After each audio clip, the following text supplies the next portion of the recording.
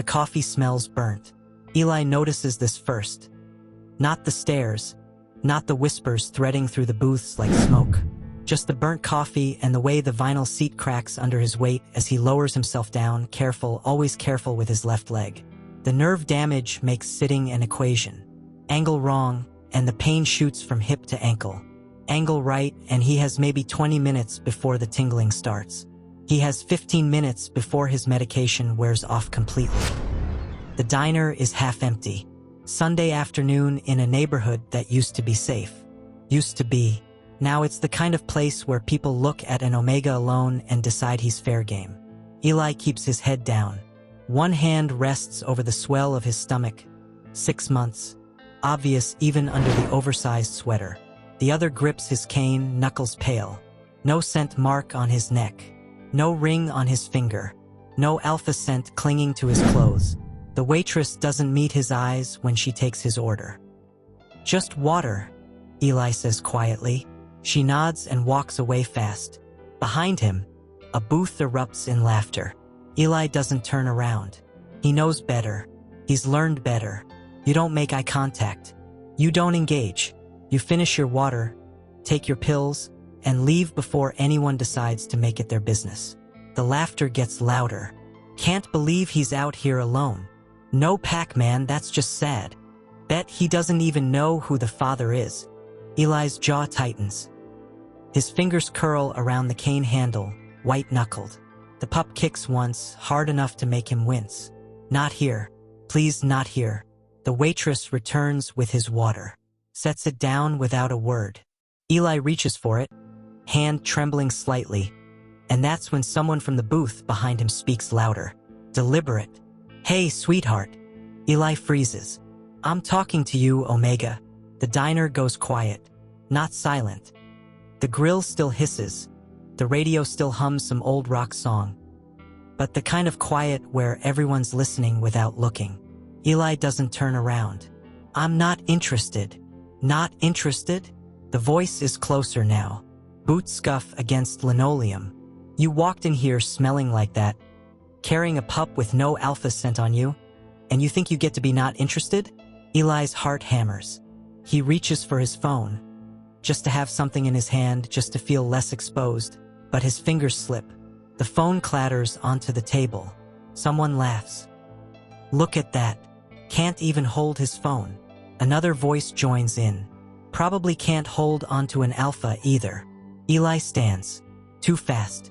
His leg buckles slightly, and he catches himself on the table edge. Pain flares hot and sharp from knee to hip.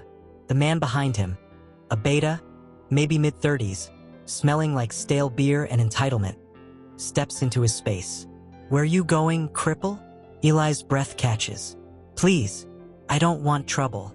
"Then you shouldn't have come here looking like prey." The slap comes before Eli can process the movement. His head snaps sideways. The sound cracks through the diner like a gunshot.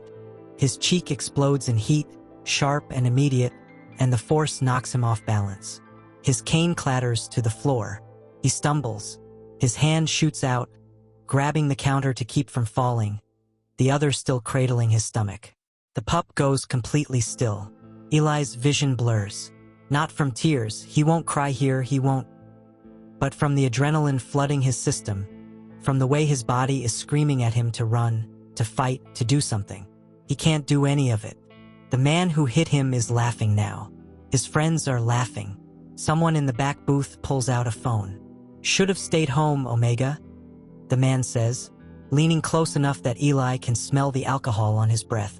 No alpha, no pack, no protection, just a walking mistake. Eli's fingers tremble against the counter. His keycard, the one he uses for the private entrance at the hospital, slips from his pocket and skitters across the floor. No one picks it up. The man turns back to his booth, high-fiving his friends like he just won something. Eli stands there, frozen, cheek burning, leg screaming, pup still silent inside him. And then he sees it. Across the diner, near the door, a figure in a black suit, silent, watching. A security pin glints on his lapel.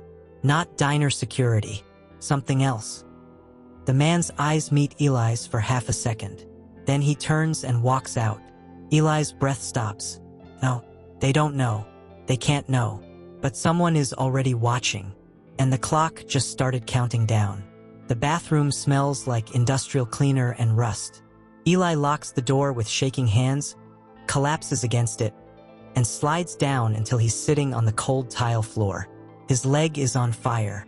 His cheek throbs in time with his pulse. He presses his palm against his face and it comes away wet. Not tears, blood. The slap split the skin near his cheekbone. Not deep, but enough. Enough that he can taste copper on his tongue. Enough that his vision swims when he blinks. His phone buzzes in his pocket. He pulls it out. The screen is cracked.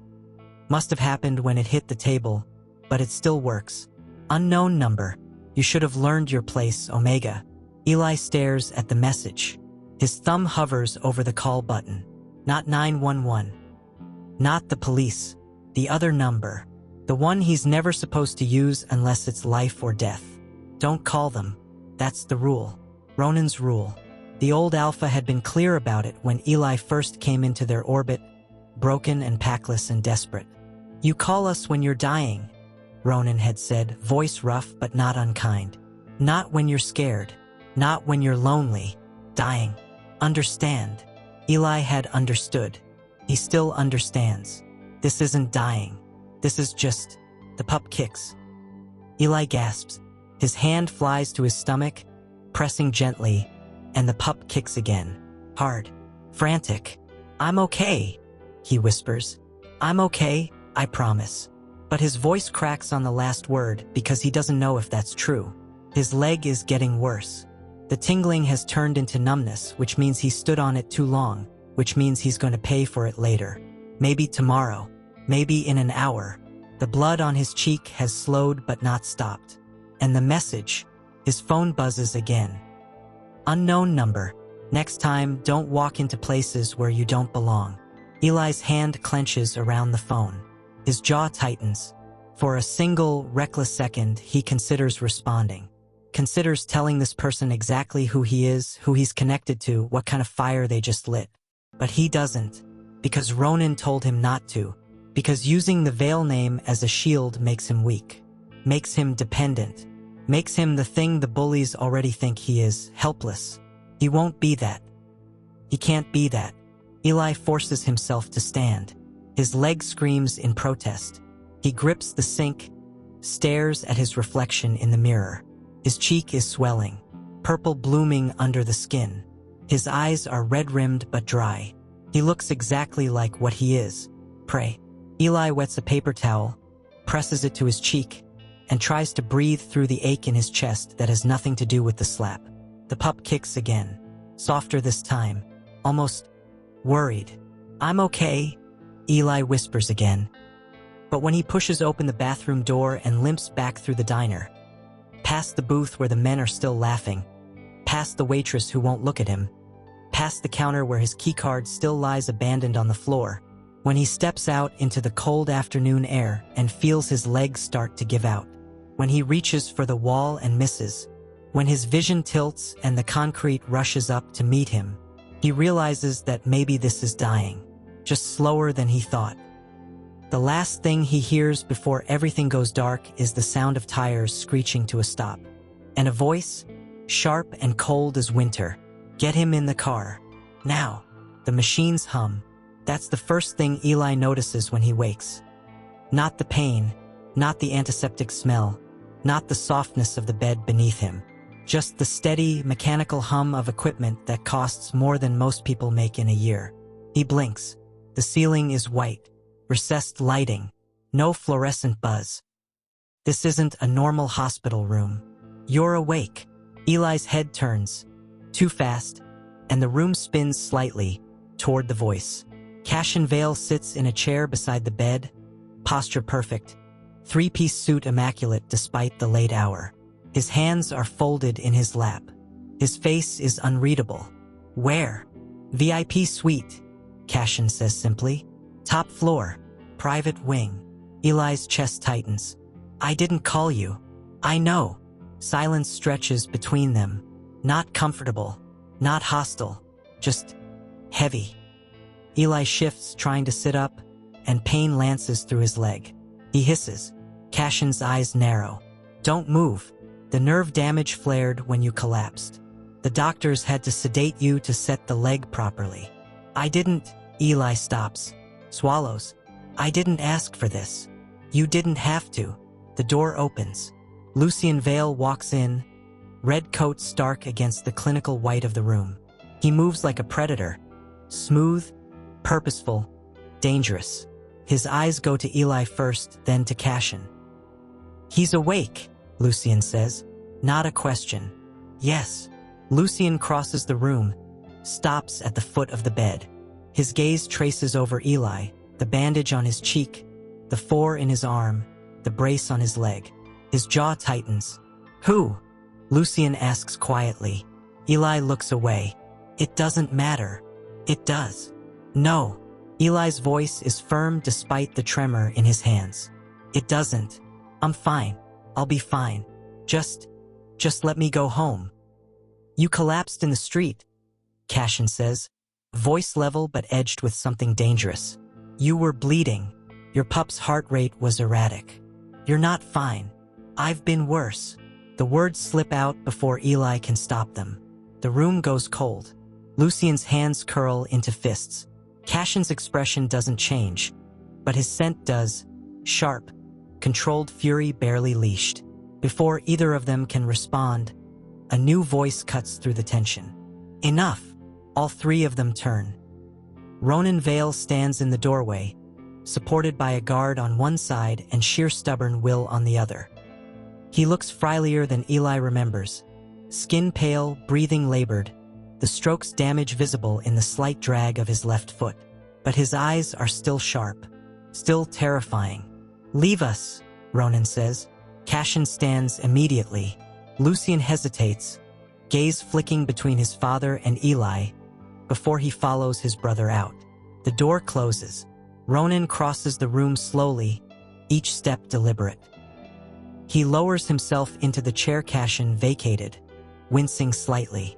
For a long moment, he just looks at Eli. You didn't call, Ronan says finally. You told me not to unless I was dying. And were you? Eli's throat tightens.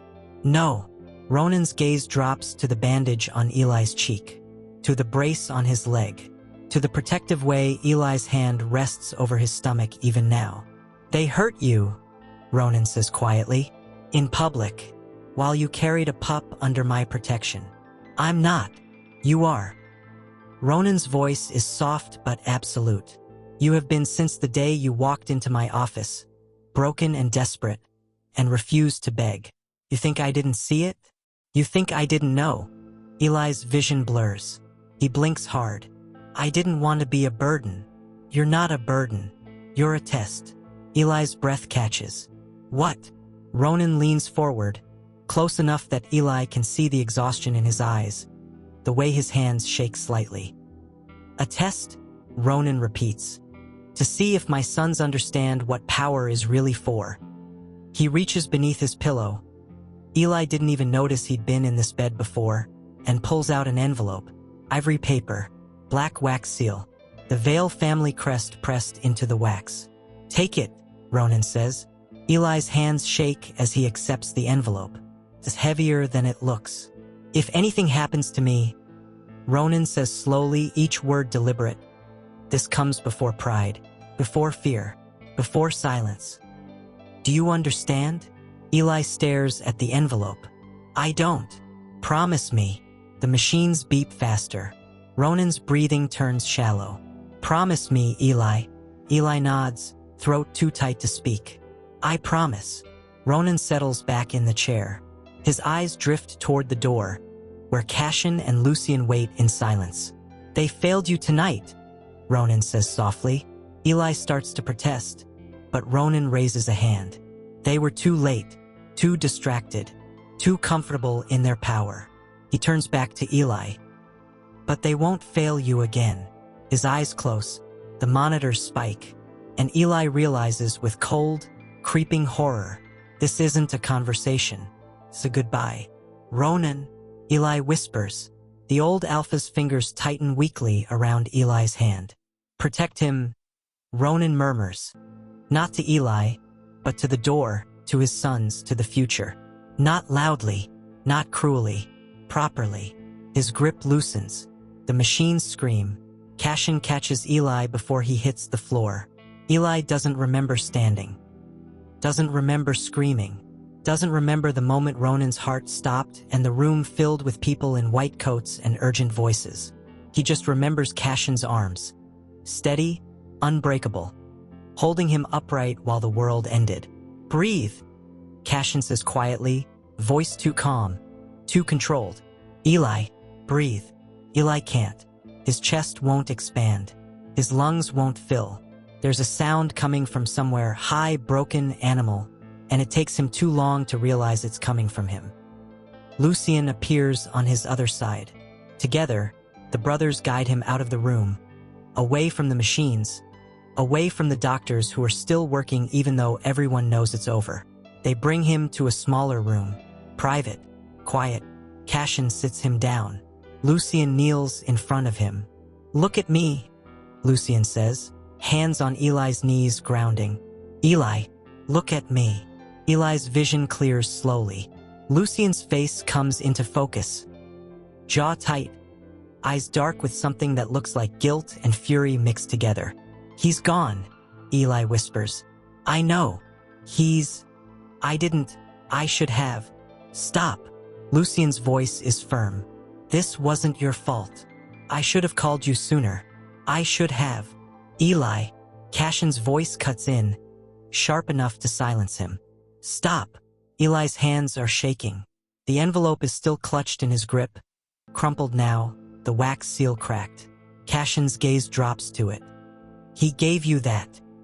It's not a question. Eli nods. What's in it? I don't know. Eli's voice is hollow. He said if anything happened to him, I had to open it. That it comes before pride, before fear, before silence. Lucien and Cashin exchange a look. Then open it, Lucien says quietly. Eli's fingers tremble as he breaks the seal the rest of the way. Inside is a single card, thick paper, expensive, and a small key on a silver chain. The card reads, if you are reading this, then the Vales failed you once, but they will not fail you twice. Everything is already in motion. Trust the brothers. RV. Eli stares at the words until they blur. What does that mean? Cashin takes the card, reads it silently, then passes it to Lucien. Lucien's jaw clenches. It means he knew. Knew what? That someone would hurt you. Lucien stands, pacing to the window. His reflection is stark against the dark glass. That we wouldn't be there in time. That he'd be gone when you needed him most. Cashin's hand rests briefly on Eli's shoulder. The key, may I? Eli hands it over. Cashin examines it, turning it over in his palm. Recognition flashes in his eyes. This opens his private office. The vault. What's in the vault? Cashin doesn't answer immediately. He looks at Lucien. Some silent conversation passes between them. Finally, Cashin speaks. Everything we need to know. Everyone who touched you. Every mistake we made tonight. Eli's phone buzzes. All three of them freeze. Eli pulls it out with numb fingers. The screen is still cracked, but the message is clear. Unknown number. Heard you're in the hospital. Guess you learned your lesson. The phone cracks further in Eli's grip. Lucien takes it from him before he can shatter it completely. Reads the message. His expression goes glacial. Who sent this? I don't know. Eli's voice is flat, empty. One of them from the diner. Maybe all of them. Does it matter? Lucien's smile is sharp and cold. Yes. He pulls out his own phone. Dials once. Waits. It's me, he says when someone answers. I need you to run a trace. Now. He rattles off Eli's number. Pauses. I don't care what you have to do. Find them. He hangs up. Cashin is already standing, adjusting his cuffs. A gesture Eli has learned means he's made a decision. Lucien, Cashin says quietly, call the kings. Lucien's smile widens. Already done. The funeral doesn't happen. Not yet. There's paperwork, arrangements, notifications to be made. The kind of bureaucratic machinery that grinds forward regardless of grief, that treats death like a transaction. Eli sits in the VIP suite, the one Ronan died in, though they've cleaned it, removed the machines, erased the evidence, and stares at nothing. He hasn't cried. He doesn't know why. Maybe because crying feels like acceptance, and he's not ready to accept that the one person who saw him as more than broken is gone.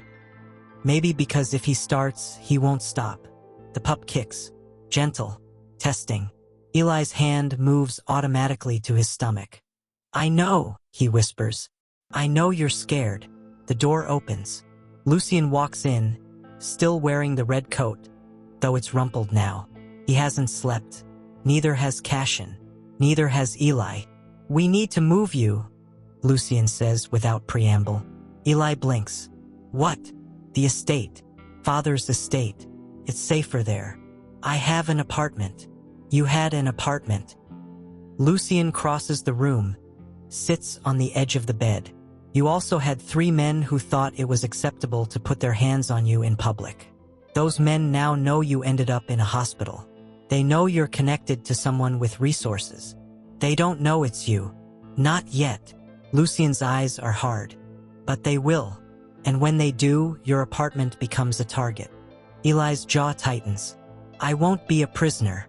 You'll be protected. It's the same thing." "No," Cassian says, appearing in the doorway. "It's not." He walks in, a tablet in his hand, places it on the bed beside Eli. "This is the security footage from the diner," Cassian says. "We've identified all 3 men. Names, addresses, employment records, PAC affiliations, criminal histories." Eli stares at the tablet. He doesn't pick it up. "Why are you telling me this?" "Because you deserve to know who hurt you." Cassian's voice is calm, methodical. "And because you deserve to decide what happens next." Eli's breath catches. "What do you mean?" Lucien leans forward. "We can make them disappear. No one would ask questions. No one would look twice. That's not..." Eli stops, swallows. "That's not justice. That's murder." "It's both," Lucien says simply. "No." Eli's voice is firm despite the way his hands shake. "Ronan wouldn't have wanted that." "Father wanted you safe," Cassian says. "The method is negotiable." Eli picks up the tablet. The screen shows a frozen image the moment before the slap. His face turns slightly, fear visible even in still frame. He looks so small, so helpless. He sets the tablet down. "I want them to understand." Lucien's head tilts. "Understand what?" "That they made a mistake." Eli meets his eyes. "That silence doesn't mean weakness. That being alone doesn't mean being unprotected." Cassian's expression doesn't change, but something flickers in his eyes. Approval, maybe. "That can be arranged," Cassian says. Eli's phone buzzes. All 3 of them go still. Eli reaches for it slowly. Another message from the unknown number. "Unknown number. Your alpha finally came for you? About time. Bet he's real proud of his crippled Omega now." Eli's vision goes red at the edges. Lucien takes the phone before Eli can throw it. Reads the message. His smile is cold and terrible. "How long?" Lucien asks, looking at Cassian. Cassian checks his watch. "The trace finished 20 minutes ago. The Kings are already moving." "How long until they arrive?" 1 hour. Eli's breath stops. What are you talking about?" Cassian stands.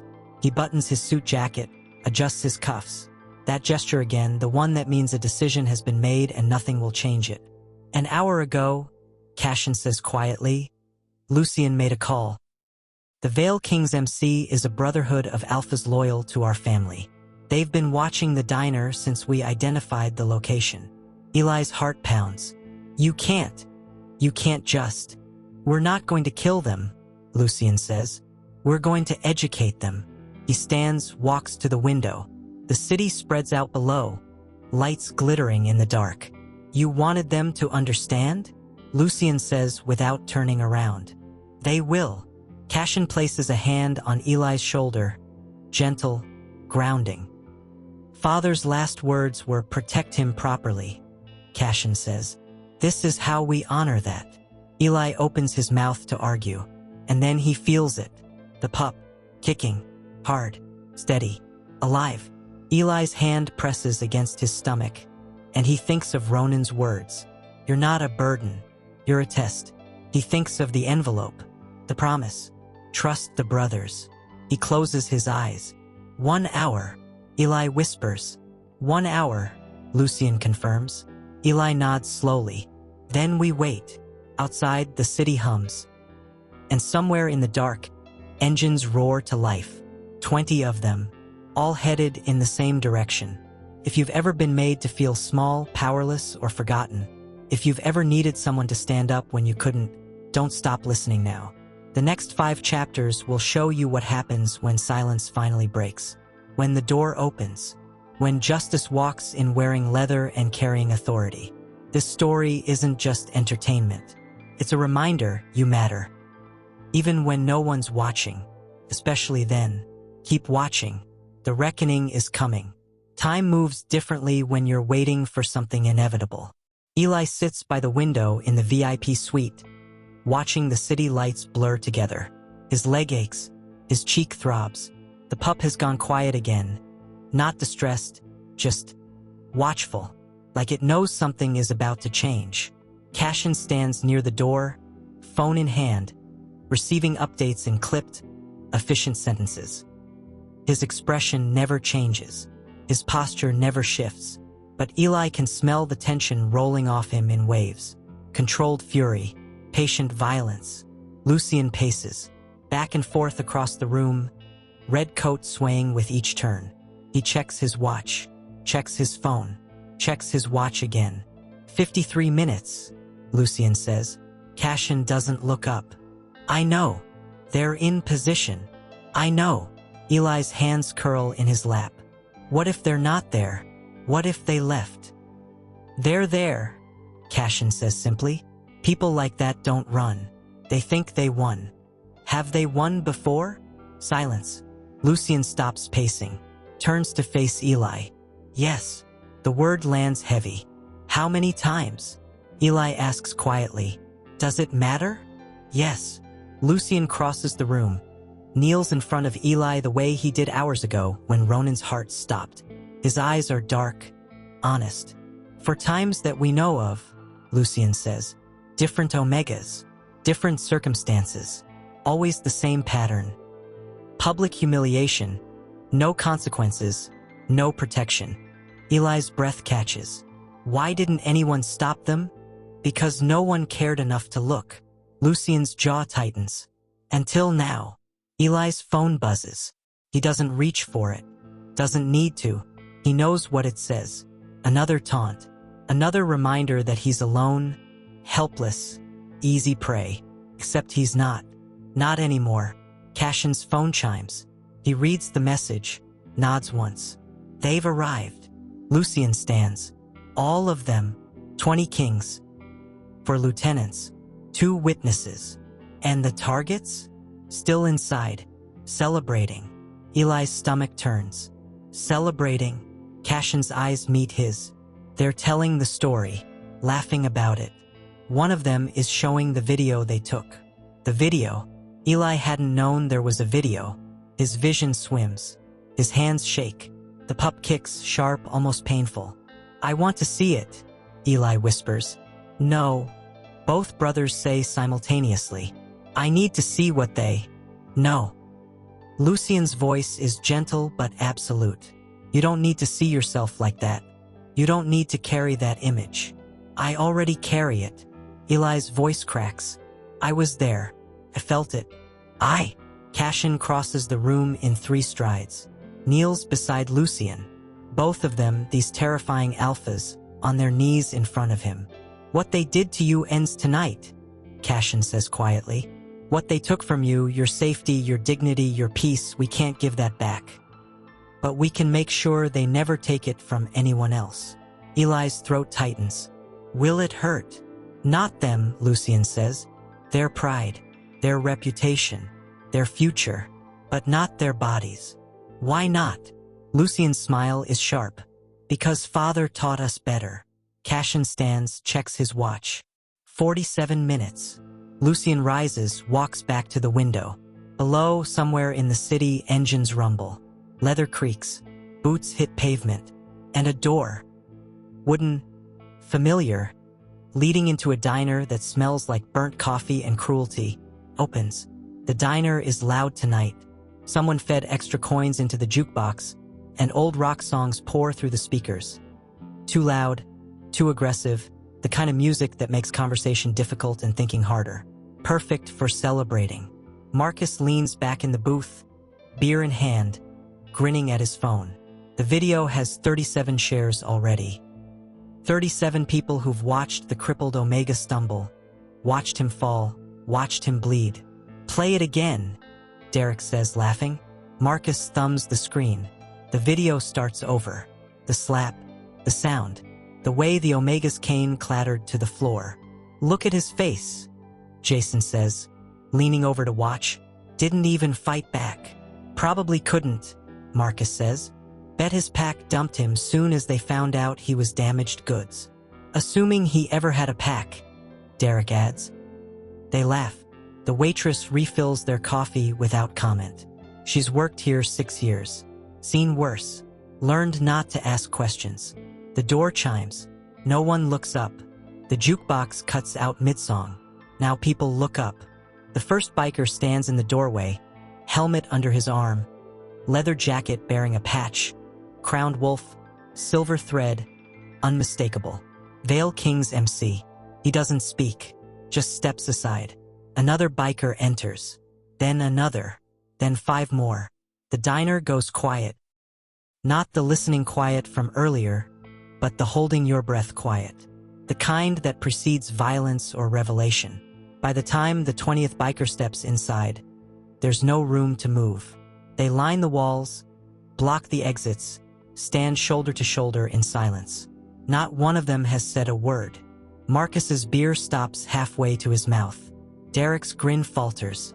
Jason sits up straighter, suddenly aware that the door behind their booth is blocked. The last figure to enter isn't wearing leather. Lucian Vale walks in slowly, red coat stark against the sea of black. His hands are in his pockets. His expression is pleasant, almost friendly. He looks around the diner like he's deciding where to sit. His gaze lands on Marcus's booth. Evening, Lucian says, voice carrying easily in the silence. We're here for dinner. The owner, a man in his 60s who's owned this place since the neighborhood was different, stammers from behind the counter. "Yes, sir. If there's a problem, I can." The second figure enters. Cassian Vale, 3-piece suit, immaculate. He carries a single photograph in his hand. He walks to the counter, places the photograph face up. Eli, swollen cheek, blood at the corner of his mouth, eyes red-rimmed but defiant. "An Omega under our protection was harmed here," Cassian says calmly. "I want to understand why." The owner stares at the photograph. His face goes pale. I didn't know. I swear, I didn't. I'm not asking you." Cassian's gaze shifts. Lands on Marcus. "I'm asking them." Marcus feels his throat close. His phone is still in his hand. Video paused mid-frame. Lucian walks closer, stops at the edge of their booth, glances down at the phone. "Is that him?" Lucian asks quietly. Marcus can't speak. Derek tries to stand. A biker's hand rests on his shoulder. Not rough, not threatening, just there. Derek sits back down. Jason's breathing has gone shallow. His eyes dart toward the back exit. 2 bikers stand in front of it. Lucian reaches down, picks up Marcus's phone, watches the video. His expression doesn't change. When it ends, he sets the phone down carefully. 23 seconds, Lucian says. "That's how long it took you to humiliate a pregnant Omega with a disability who was sitting alone, minding his business, trying to survive his day." Marcus's mouth is dry. We were just... You were just what?" Cassian's voice cuts in, still calm, still controlled. Having fun? Teaching him a lesson? Asserting dominance over someone who couldn't fight back. He's not. Jason stops, swallows. He's not anybody. No pack mark. No alpha scent. He's ours, Lucien says softly. The temperature in the diner drops. Cashin walks to the booth. Doesn't sit. Just stands there, hands in his pockets, looking down at the three men who are slowly realizing they've made a catastrophic mistake. The pup he's carrying, Cashin says. We'll hear about this someday. Your names, your faces, what you did. And they'll ask me why we let you live. Marcus's heart hammers. We didn't know. You didn't care, Lucien corrects. There's a difference. He turns to the bikers. Show them. One of the bikers steps forward, places 3 folders on the table. Thick, official.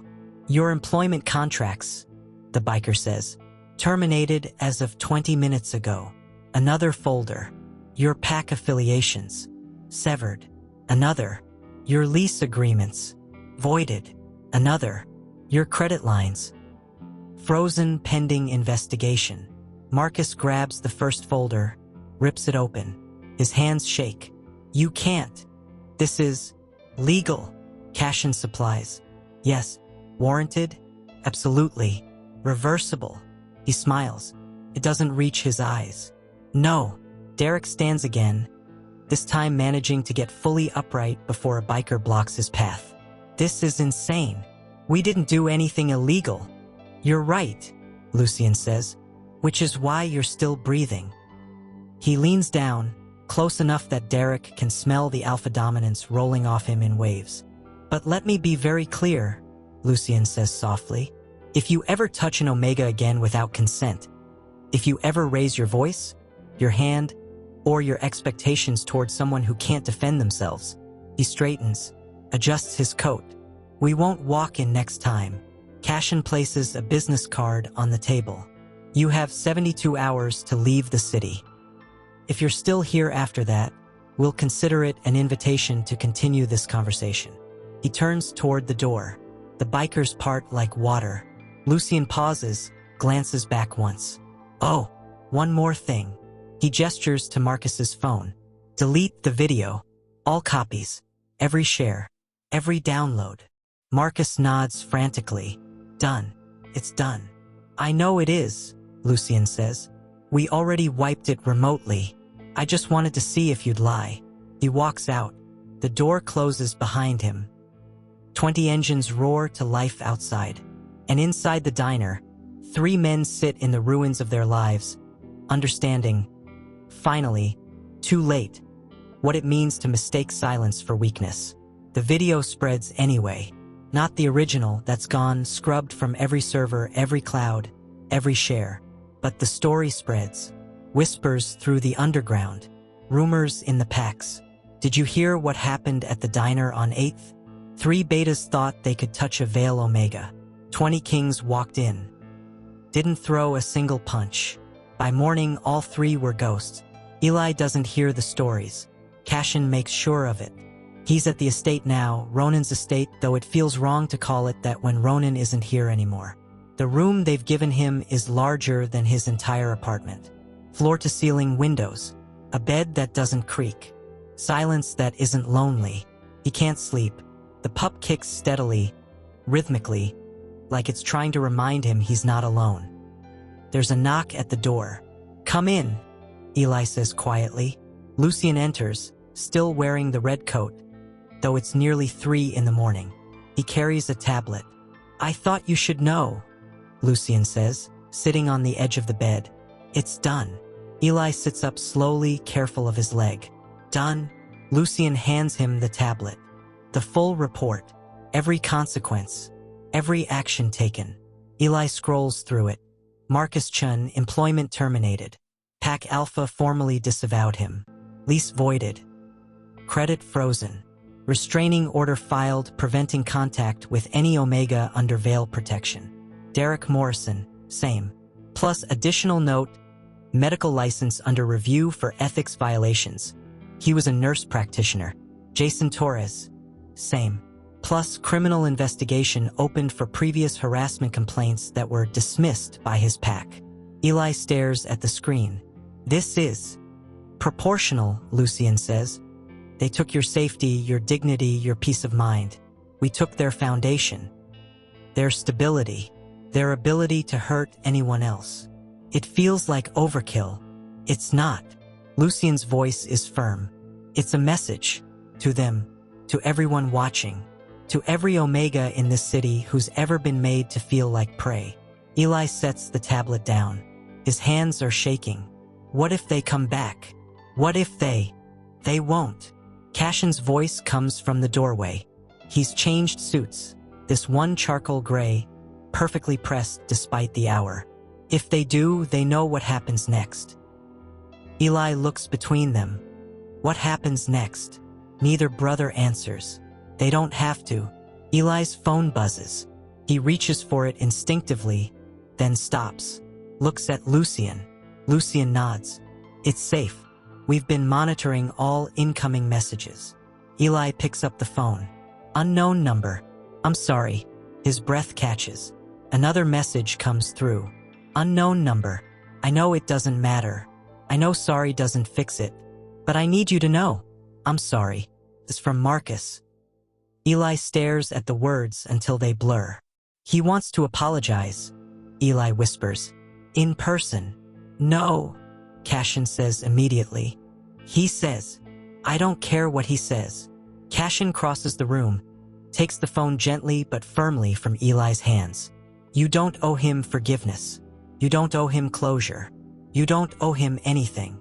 But what if he really? Then he can live with his guilt, Lucien says quietly. The way you've been living with your fear. Eli's throat tightens. That's not fair. It's not, Lucien agrees. None of this is fair. But fairness isn't justice. Justice is making sure he never forgets what he did.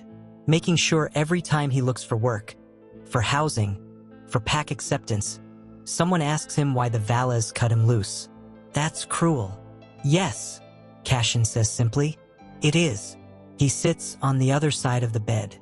But cruelty that protects the vulnerable is different than cruelty that preys on them. Father taught us that. Eli closes his eyes. The pup kicks. He presses his hand against his stomach. He doesn't need to see you to be forgiven, Cashin says softly. If forgiveness is even what you want to give. Eli opens his eyes. I don't know what I want. Then don't decide tonight, Lucien says. Tonight you rest. Tomorrow we bury father. And after that, he trails off. After that, Eli prompts. Cashin and Lucien exchange a look.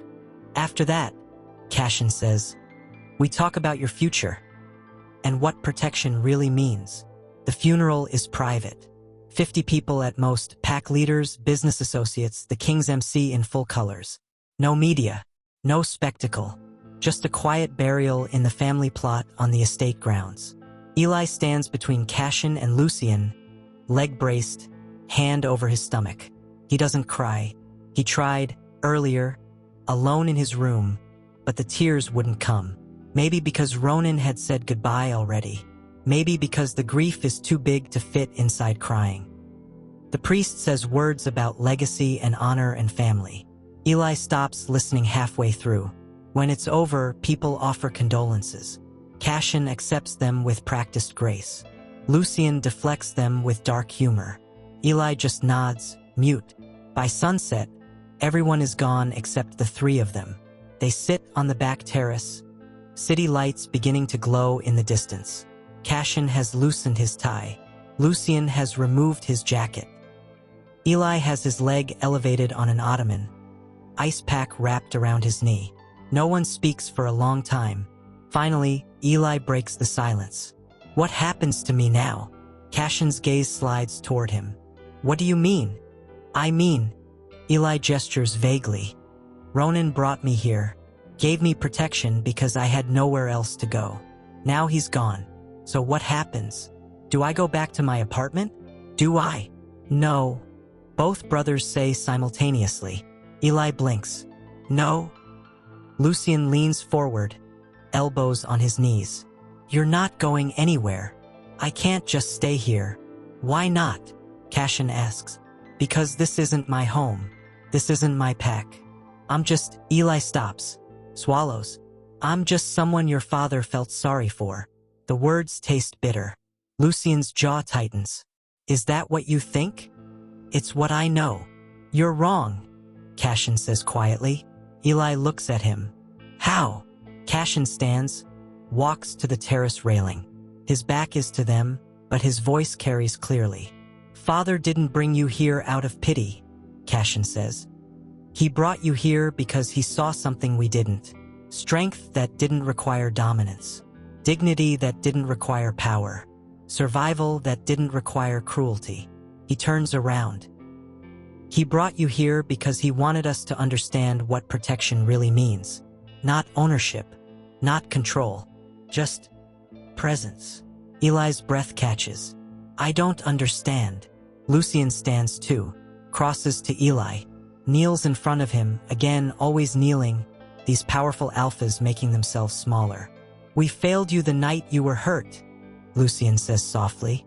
We were too slow, too distracted, too comfortable in our power. Father knew we would fail. That's why he gave you the envelope, the instructions, the promise. But what does that mean? Eli's voice cracks. What do you want from me? Nothing, Cashin says. Everything, Lucien says at the same time. They look at each other. Cashin clarifies. We want you to stay, not as a guest, not as someone we're obligated to protect. As pack. Eli's world tilts. Pack? If you'll have us, Lucien adds quickly. No pressure, no expectations, just the option. I'm pregnant with someone else's pup. We know, Cashin says. I'm disabled. We know, Lucien says. I come with complications, trauma, medical bills. I'm not easy. We don't want easy, Cashin says. We want you. Eli stares at them. Why? Lucien's hand moves. Slowly, carefully, telegraphing his intention, and rests near Eli's stomach. Not touching, just close. May I? Lucien asks. Eli nods, throat too tight to speak. Lucien's palm settles gently over the swell of Eli's stomach. The pup kicks. Lucien's breath catches. His eyes go wide. Was that? Yeah, Eli whispers. That's them. Cashin moves closer. May I? Eli nods again. Cashin's hand joins Lucien's. The pup kicks again. Stronger this time. They're strong, Cashin murmurs. Like their bearer, Lucien adds. Eli's vision blurs. I'm scared. Of what? Lucien asks gently. That this isn't real. That I'll wake up and be alone again. That you'll realize I'm not worth. Stop. Cashin's voice is firm but not harsh. You are worth it. You have always been worth it. The fact that others couldn't see it doesn't make it less true. Eli's tears finally come. Silent. Unstoppable. Lucien pulls him into an embrace. Careful of his leg, mindful of his stomach. Cashin joins, wrapping around both of them. You're not alone, Lucien whispers. Not anymore. Not ever again, Cashin adds. And for the first time since the diner, since the slap, since Ronan's death, Eli believes them. 3 months later. The cafe is busy. Sunday afternoon rush. Families and couples and friends scattered across the outdoor seating. Warm sun, light breeze, the smell of fresh bread and coffee that isn't burnt. Eli sits at a corner table, 8 months pregnant now. The swell of his stomach obvious even in the loose shirt he wears. His cane rests against the chair. His leg is having a good day, minimal pain, no numbness. He's not alone. Lucien sits across from him, red coat replaced by a casual leather jacket, scrolling through his phone. Cashin is inside ordering. Eli can see him through the window, talking to the barista with that calm, controlled presence he never turns off. A woman approaches their table. Mid-40s, kind face, carrying a toddler on her hip. Excuse me, she says hesitantly. Are you the Omega from the diner? Eli's heart skips. Lucien's eyes snap up, sharp and assessing. I'm sorry, the woman says quickly. I don't mean to intrude. It's just, my sister told me the story. About what happened. About what the Vales did. Eli's throat tightens. Oh, she's an omega too. Single parent. No peck. The woman shifts the toddler to her other hip. Someone tried to hurt her last month. In a parking lot. She fought back and someone called the police on her. Said she was being aggressive. Eli's jaw clenches. Did they arrest her? Almost. The woman's eyes shine. But then someone showed up. A biker. Vale King's Patch. Talked to the cops. Suddenly, they wanted to see security footage. Suddenly, the guy who grabbed her was the one in handcuffs. Eli's breath catches. The woman smiles, tears on her cheeks. I just wanted to say thank you. I don't know if you did that, if you asked them to help people like her. But it's been happening all over the city. Omega's getting protected, getting believed, getting justice. She wipes her eyes. So thank you for whatever part you played in that. She walks away before Eli can respond. Lucien is staring at him. Did you know about that? Eli asks quietly. Yes. How many? 17 incidents in 3 months. All resolved without violence. All with consequences for the aggressors. Eli's hands shake. Why didn't you tell me? Because it wasn't about credit, Lucien says. It was about changing the pattern. Making it clear that omegas in this city are under protection. Not just ours, but everyone's who's willing to stand up. Cashin returns with 3 drinks. Sets Eli's decaf tea in front of him. Who was that? Someone grateful, Lucien says. Cashin sits. For us doing what father always wanted. Cashin's expression softens. Just slightly, just enough. He'd be proud. Would he? Eli asks. Both brothers look at him. I still don't know if I did the right thing, Eli says quietly. Letting you handle it. Letting them lose everything. What if they made their choice, Cashin says. We simply made sure the consequences matched the action. But what if I should have forgiven them? You still can, Lucien says. Forgiveness is yours to give, but protection is ours to enforce. Those things aren't mutually exclusive. Eli sips his tea. The pup kicks, strong, steady, alive. A man walks past their table. Slows, stares at Eli. Eli tenses. The man's eyes widen in recognition, not from the diner, but from the stories. He nods once. Respectful, then keeps walking. Eli exhales slowly. You okay? Cashin asks. Yeah. Eli's hand rests on his stomach. Yeah, I am. Because he is. For the first time in his life, Eli walks through the world without apologizing for existing.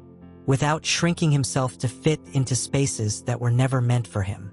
Without believing that being alone means being unworthy. The city remembers what happened at the diner. But more importantly, it remembers what happened after. 20 bikers walking in. Justice without blood. Consequences without violence. Power used properly. And somewhere in that remembering, something shifted. Omegas started calling the hotline Cashin set up. Packs started enforcing their own accountability. The King's MC became more than muscle, they became protectors in truth, not just in name. Eli didn't do that alone. But he started it. By being hurt. By surviving. By trusting Ronan's last instruction. Trust the brothers. He had. And they hadn't failed him. What are you thinking? Lucien asks, watching Eli's face. Eli looks at him. Then at Cashin. Then down at his stomach where the pup kicks steadily. I'm thinking, Eli says softly, that I finally understand what Ronan meant. What's that? Power isn't about making people fear you. It's about making people believe they don't have to fear anything. Cashin smiles, rare, genuine. He'd agree with that. Would you? Eli asks. We do, Lucien says. That's why you're here. Eli looks around the cafe. At the families, the couples, the Omegas sitting alone without fear, the Alphas walking past without threat. The world didn't change overnight, but it changed. And Eli, broken, disabled, pregnant, packless, was the reason why. Not because he was saved, but because he mattered. "Come on," Cashin says, standing. "Let's go home." Eli stands slowly, accepting Lucien's steadying hand. His leg aches, but it's manageable. The pup kicks one more time, as if agreeing with the plan. Home. Not his apartment. Not a hospital. Not a shelter. The Vale estate, where two alphas wait. Where protection is a promise, not a transaction.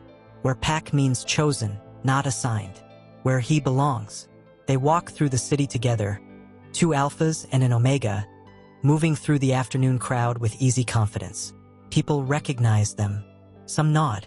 Some smile. Some look away quickly, remembering their own mistakes. But no one touches him. No one threatens him. No one dares. Because the city learned what Eli learned that night in the diner. Silence doesn't mean weakness. Being alone doesn't mean being unprotected. And sometimes justice doesn't roar. Sometimes it just walks in, 20 strong, wearing leather and carrying authority, and changes everything. The contractions start at 3 a.m. Eli wakes to pressure, low, deep, unmistakable. His hand flies to his stomach, and the pup kicks back, hard enough to make him gasp. "Lucien," he whispers into the darkness. Lucien is awake instantly, alpha instincts sharp even in sleep. "What's wrong?" "I think..." Another contraction. Stronger. Eli's breath hitches. "I think it's time." The lights come on. Cashin appears in the doorway. He'd been in his office, working late as always. His eyes assess the situation in seconds. "How far apart?" Cashin asks, already moving to help Eli sit up. "I don't know. This is only the second." Eli gasps as another wave hits. 3 minutes. They're 3 minutes apart. "That's too fast for a first labor," Lucien says, already pulling out his phone. "We need to move. Now." Cashin lifts Eli carefully, bridal style, mindful of his leg, and carries him toward the door. Lucien runs ahead, clearing the path, calling the hospital, alerting the drivers. "I'm scared," Eli whispers against Cashin's chest. "I know," Cashin says. "We've got you." The drive to the hospital is a blur. Lucien sits in the back with Eli, holding his hand through each contraction. Cashin drives, fast but controlled, the way he does everything. They don't go to the emergency entrance. They go to the private wing, the VIP suite floor, the same floor where Ronan died. Eli's chest tightens. I can't do this here." "Different room," Lucien says quickly. "Different wing. Father isn't here, Eli. But we are. The medical team is waiting. Dr. Yoon, and Omega herself, someone Cashin personally vetted, takes charge immediately. "Let's get you comfortable," she says, her voice calm and professional. "You're doing great." But Eli isn't doing great. The labor is fast, too fast. The pup is in distress. Heart rate dropping. Eli's blood pressure spiking. "We need to prep for emergency C-section," Dr. Yoon says quietly to Cashin. Eli hears it anyway. No, I can do this. I can." Another contraction. Blinding. He screams. Lucien's hand tightens around his. "Listen to me. Listen. You are the strongest person I know. But strength isn't doing this alone. Let them help you." Tears stream down Eli's face. "What if something happens? What if I lose?" "You won't," Cashin says, appearing on his other side. "We won't let you." Dr. Yoon leans in. "Eli, the pup's cord is compressed. If we don't act now, we could lose them both. I need you to trust me." Eli looks between Cashin and Lucien. "Don't leave. Never," they say together.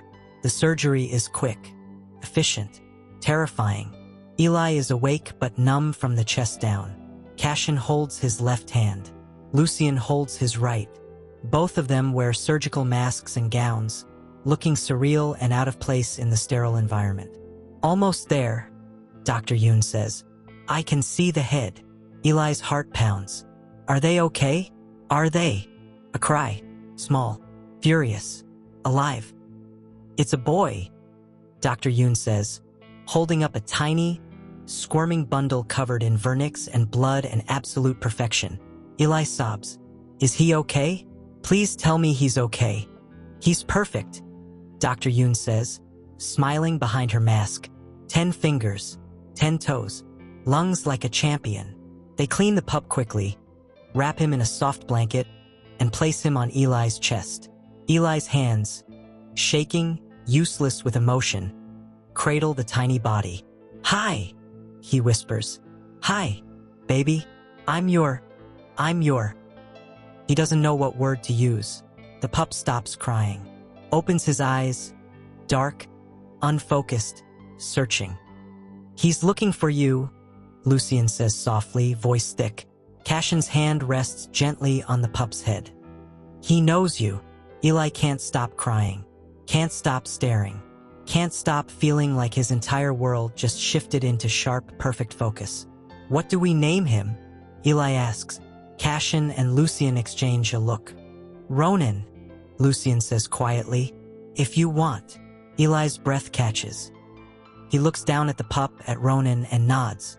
Yeah, that's perfect. The pup, Ronan, makes a soft sound. His tiny hand wraps around Eli's finger. And somewhere, Eli swears he can feel the old alpha smiling. 3 hours later, Eli wakes in recovery. The room is dim, quiet. He can hear machines beeping softly, but they don't sound threatening. Just present.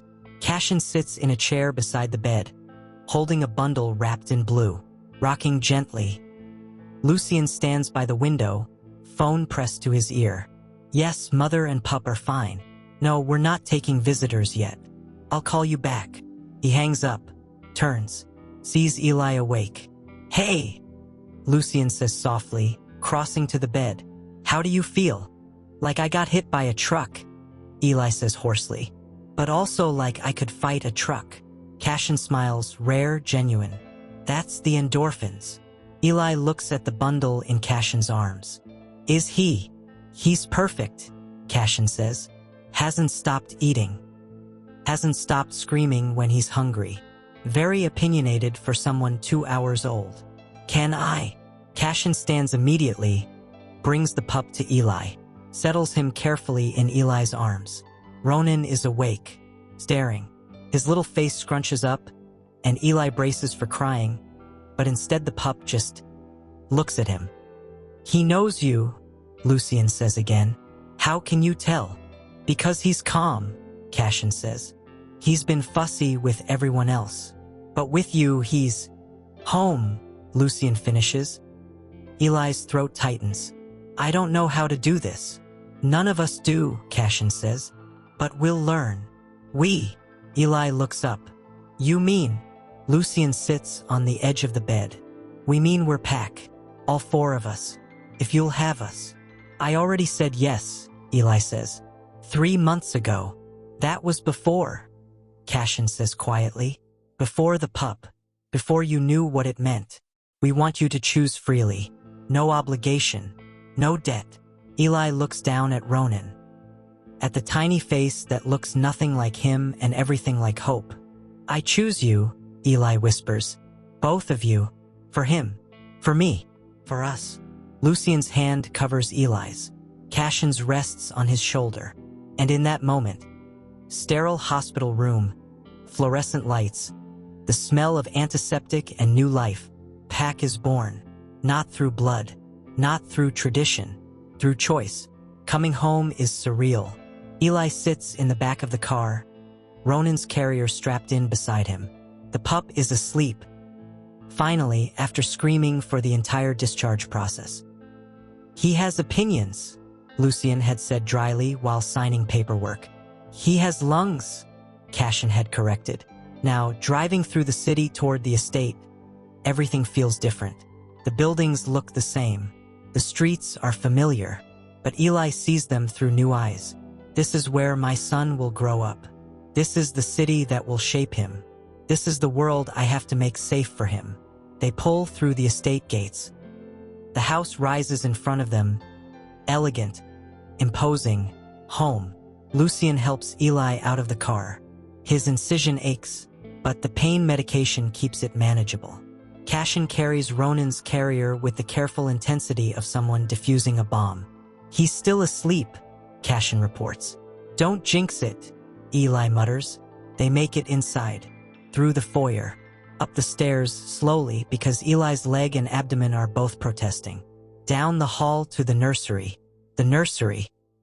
Eli stops in the doorway, breath catching. It's perfect. Soft gray walls, white furniture, a crib with a mobile of stars and moons, shelves already stocked with books, a rocking chair by the window, blackout curtains, a changing table with every supply imaginable. When did you... Eli can't finish the sentence. While you were in the hospital, Lucien says. We had 8 hours. Called in favors. Cashin sets the carrier down gently. If you don't like it, we can change everything. It's perfect, Eli whispers. Ronan chooses that moment to wake up. His face scrunches. His mouth opens. The scream that emerges is impressively loud for someone who weighs 7 pounds. He's hungry, Eli says, moving automatically toward the rocking chair. Can you? Lucien already has the bottle. Pre-warmed. Perfect temperature. Eli settles into the chair, lifts Ronan from the carrier, and offers the bottle. The pup latches immediately, sucking furiously. Silence. Blessed, perfect silence. Cashin and Lucien stand in the doorway, watching. You're staring, Eli says softly. Yes, Cashin agrees. It's weird. No, Lucien says. It's not. Eli looks up. Both alphas are watching him with expressions he can't quite name. Reverence, maybe. Wonder. Something deeper than protection. What? Eli asks. You're beautiful, Lucien says simply. Eli snorts. I haven't showered in 2 days. I'm wearing a hospital gown under this robe. I have spit up in my hair. Still beautiful, Cashin says. Ronan finishes the bottle. Eli lifts him to his shoulder, pats his back gently. A burp emerges, tiny but victorious. There we go, Eli murmurs. Good boy. Ronan's eyes are already drooping. Eli stands carefully, carries him to the crib, lays him down on his back. The pup doesn't wake, just makes a soft sound and settles. Eli stands there, hands on the crib rail, staring down at this tiny person who didn't exist a week ago and is now the center of his entire universe. I'm terrified, Eli admits quietly. Lucien comes up behind him, wraps an arm carefully around his waist, mindful of the incision. Of what? That I'll mess this up, that I won't be enough, that he'll grow up and realize I'm just... Stop, Cashin says, appearing on his other side. You are enough. You have always been enough. How do you know? Because you survived everything that tried to break you, Lucien says.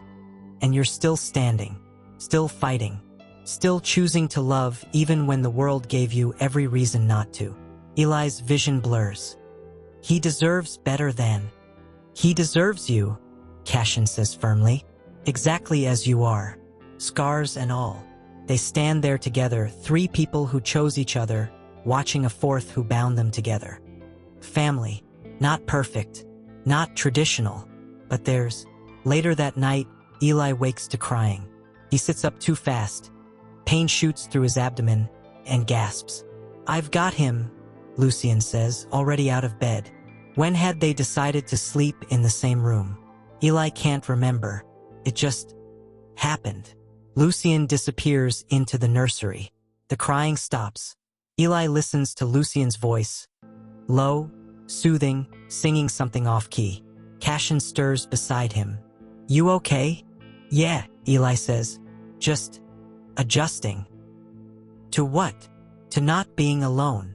Cashin's hand finds his in the darkness. You're not alone. You won't be again. Promise. Promise. Lucien returns, Ronan cradled in his arms. Someone wanted his papa. Eli's heart stops. His... what? Lucien freezes. I'm sorry. I didn't mean to assume. If you don't want me to. No, Eli says quickly. No, I just... You want that? To be his? Yes. Lucian and Cashin say together. Eli takes Ronan, settles him against his chest. The pup roots around, finds his target, and begins to nurse. Then yeah, Eli whispers. You're his alphas. Both of you. And you're our omega, Cashin says softly. Officially, Eli asks. If you want to be. Eli looks down at Ronan, at the life they accidentally created, at the family they chose. Yeah, he says. I want to be. 6 months later, the park is crowded. Spring Sunday, families everywhere, children laughing, dogs barking, the smell of fresh grass and blooming flowers. Eli sits on a blanket, Ronan propped in his lap. The pup is 6 months old now. Chubby cheeks, dark curls, eyes that shift between Cashin's intensity and Lucian's mischief depending on his mood. Right now, he's gumming a teething ring and drooling impressively. He's going to eat that entire thing, Lucian observes, sprawled beside them. He's exploring his world, Eli defends. His world is covered in drool. Your face is covered in drool. Cashin snorts from where he's unpacking lunch. Did you just? I have no filter anymore, Eli says. Sleep deprivation destroyed it. You slept 7 hours last night, Cashin points out. Interrupted 7 hours. Doesn't count. Ronan drops his teething ring, immediately begins to cry. All three of them move at once. A choreographed dance they've perfected over 6 months. Lucian retrieves the ring. Cashin wipes it clean. Eli distracts Ronan with peekaboo. Crisis averted. A woman walks past, smiles at them. Beautiful family. Thank you, Eli says automatically. The woman moves on. Eli's chest tightens. Did she? Do people think? Yes, Cashin says simply. And that doesn't bother you? Why would it? Lucian asks. Because it's not traditional. 2 alphas and an omega. A pup from before. People talk. Let them, Cashin says, sitting beside Eli. We know what we are. What are we? Eli asks quietly. Lucian props himself on his elbow, looks at Eli seriously. We're a pack, bonded legally last month. Sealed emotionally 6 months ago. Connected by choice, not obligation. We're a family, Cashin adds. Messy, complicated. Ours. Ronan chooses that moment to grab Eli's hair and yank. Ow, Ronan, no? Lucian gently extracts the tiny fist. He's got grip strength. He's got aggression. Eli corrects, rubbing his scalp. He's got Vale blood now, Cashin says with a hint of pride. That's not how biology works. That's exactly how pack bonds work. Eli looks at Ronan. This perfect, chaotic, demanding little person who turned his world inside out. Then at Lucian and Cashin, 2 alphas who chose him when the world said he was disposable. I need to tell you something, Eli says quietly. Both alphas go still. I'm scared, Eli continues, every day, that this will end. That I'll wake up and it'll be gone. That I'll mess up so badly you'll realize I'm not worth. Stop, Lucian says gently. I can't, because you don't understand. Before you, I was nothing. I was prey. I was broken. You were surviving, Cashin interrupts. With a disability. Alone. Pregnant. In a city that wanted to eat you alive. You survived. That's not nothing. And now, Eli whispers. What am I now? Now you're ours, Lucian says. Pack. Partner. Parent. Everything. Ronan babbles. Not words, just sounds, and reaches for Lucian. Lucian takes him, lifts him high. Ronan shrieks with delight. He loves you, Eli observes. I love him, Lucian says, bringing Ronan back down for a kiss on the forehead. I love both of you. Cashin's hand covers Eli's. We both do. Eli's throat tightens. I love you too, both of you. Even when you're overbearing and controlling and protective, Cashin supplies. I was going to say annoying. Also accurate, Lucian agrees. They sit there, 3 adults, 1 pup, a blanket in the park. And for the first time since the diner, since the slap, since everything fell apart and rebuilt itself, Eli feels complete, not healed, not fixed, not erased, but complete. A biker walks past, Vale King's patch visible. He nods at them, respectful, familiar. Eli nods back. The biker stops. "Excuse me, you're Eli, right?" Eli tenses. Lucian shifts closer. "Yeah," Eli says carefully. "I wanted to say thank you. My little brother, he's an Omega, had some trouble last month. Someone tried." The biker stops, clears his throat. "Anyway, the hotline helped. The Kings helped. He's okay now. Because of what you did." "I didn't do anything," Eli says. "You survived." The biker says simply, "That's everything." He nods once more and walks away. Eli stares after him. "See," Cashin says quietly. "See what? You changed the world by refusing to disappear." Later, much later, after Ronan is asleep, after they've eaten dinner and cleaned up and collapsed into bed, Eli lies between his alphas, their sense mixing into something that means home, and thinks about that day in the diner. The slap, the fear, the blood. Feels like a lifetime ago. Feels like yesterday. "Do you ever think about them?" Eli asks into the darkness. "Who?" Lucian murmurs, half asleep. "The men from the diner." Silence. Then Cashin. "Sometimes. Do you regret it? What you did?" "No," both alphas say together. "Do you?" Lucian asks. Eli thinks about it. Really thinks about it. "No," he says finally. "They needed to understand. And they do now. Because they lost everything? Because they learned that actions have consequences. That power isn't the absence of accountability. It's the presence of it." Cashin's arm tightens around him. "Father would be proud." "Of what?" "Of all of us. For understanding what he was trying to teach." Eli closes his eyes. "I wish he could see Ronan." "He can," Lucian says softly. "You don't believe in that stuff. I believe in legacy. And Ronan is his. In all the ways that matter." Ronan cries from the nursery, right on schedule, 2-hour mark. All three of them groan. "My turn," Cashin says, rolling out of bed. "You sure?" Eli asks. "Yes." "Sleep." Cashin disappears into the nursery. Eli hears him talking, low, soothing, promising Ronan that yes, he's the center of the universe and yes, he deserves attention immediately. Lucian chuckles. "He's wrapped around that pup's finger. So are you. So are you. Fair." They lie there in comfortable silence. "Eli," Lucian says after a moment. "Yeah. I'm glad you survived. I'm glad you're here. I'm glad you chose us." Eli rolls over, faces him in the darkness. "I didn't have a choice. You made it impossible not to love you." Lucian's breath catches. "Is that what this is?" "Yeah," Eli whispers. "That's what this is." They kiss soft, gentle, no urgency, just connection. When they pull apart, Cashin is standing in the doorway, Ronan asleep on his shoulder. "Am I interrupting?" Cashin asks dryly. "Always," Lucian says. "Come here," Eli says. Cashin crosses the room, settles Ronan in the bassinet beside the bed, then climbs back in. They fall asleep tangled together, three people who started as broken pieces and became something whole. 5 years later, Ronan is starting kindergarten. He stands at the front door, tiny backpack on, lunchbox in hand, looking far too small and far too confident simultaneously. "Do I look cool?" Ronan asks.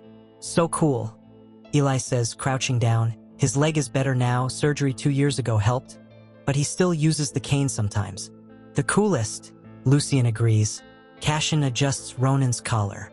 "Remember what we talked about? Be kind, be brave, be myself," Ronan recites. "And," Eli prompts. Ronan grins. "And if anyone's mean to someone smaller, I tell a teacher. I don't fight. Unless," Lucian adds with a slight smile, "unless they touch me first," Ronan finishes. "Then I fight smart. That's my boy, Lucien says proudly. Our boy, Cashin corrects. Our boy, Eli agrees. They walk Ronan to school together, all three of them. Other families stare. Some smile. Some whisper. Eli doesn't care anymore. At the school gate, Ronan hugs each of them. Love you, Papa, he tells Eli. Love you, Dad, he tells Cashin. Love you, Dada, he tells Lucien. Then he runs off toward the playground, fearless and bright and free. Eli watches him go, tears in his eyes. He's going to be fine, Cashin says. I know. Better than fine, Lucien adds.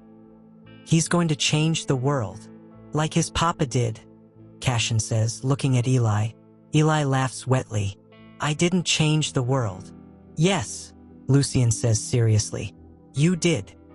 They stand there, 3 alphas and an omega, because yes, Eli is an alpha now too. Cashin and Lucien insisted on the adoption ceremony, the official bonding, making him equal in every way. Watching their son play. And Eli thinks about that night, the diner, the slap, the fear. He thinks about Ronan Vale, the elder who saw potential in brokenness. He thinks about 20 bikers walking through a door. He thinks about justice without violence, about protection without ownership, about family built by choice. And he realizes he didn't just survive.